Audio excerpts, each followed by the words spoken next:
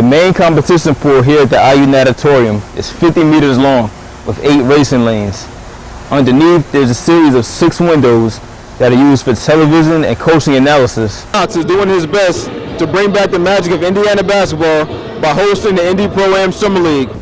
I was able to catch up with point guard Derrick Rose and ask him the question that's on everybody's mind. I've seen in other interviews you don't really like talking about the MVP award too much, but man, like I feel you pretty much have in the bag. Like, can you just talk about that a little bit?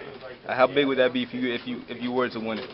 It's big. Defended Derrick Rose well, but a lot of times free throws what got him the bulk of his points. But tonight, I think he only took 4. Just talk about like the game plan in terms of defending him. Currently, the team is comprised of cross-country athletes, but the next hurdle that needs to be jumped will be the recruitment of new athletes to come in to compete.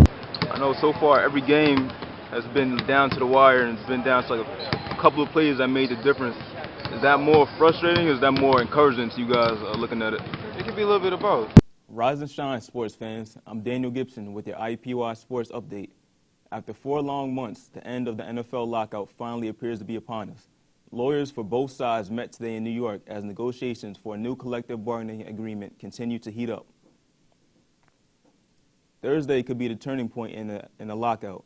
NFL owners have a special meeting scheduled in Atlanta where they could ratify a new labor contract if one is reached by then.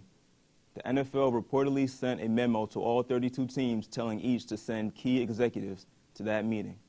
Colts owner Jim Irsay says the Colts are, quote, preparing for any scenario. I'm here live outside Lucas Oil Stadium with Michael Hobson, better known as a superfan, and he's become sort of a spokesperson for all sports Indianapolis. The Indianapolis Indians pitching staff has struggled to get out of the first innings this season, and tonight was no different.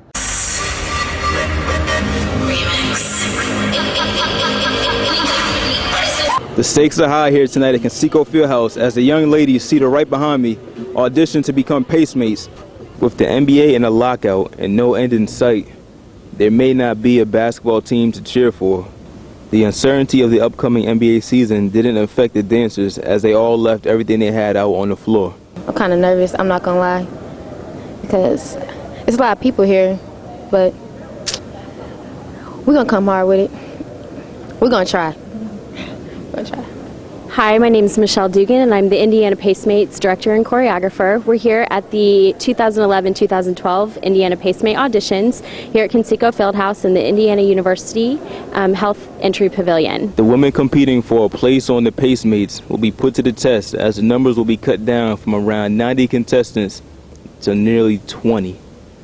One common misconception about cheerleading is that it is a profession for women. But one Pacemate hopeful is here to prove that otherwise. Go Humphrey. I'm a Fever Inferno dancer. Maybe transferring over to the Pacemates. It's not really that different being the only guy because my college dance team goes on the same dance intensive that the Pacemates and the Colts cheerleaders and some of the Boston Celtics dancers go on. So I'm pretty much used to being around all girls. I was the only guy on my all-girl team in high school and in college, so just pretty much like just another step for doing this. This should be a good experience, though. Smile and energy. We'll be looking for a lot of smiles, a lot of energy, and just have fun. As judges, we are looking for girls that are physically fit, girls that have dance ability, and also girls that have good integrity, and also the glam look that we're looking for tonight. Tonight, the girls will learn a jazz routine, we'll do a cut at that point, then we'll do a hip-hop routine, and we'll do another cut, and at that point, the girls are considered finalists. These trials are not only a physical test, but they are a mental test as well, as the participants only have a few short minutes to learn all the steps in the new dance and perform it in front of the judges.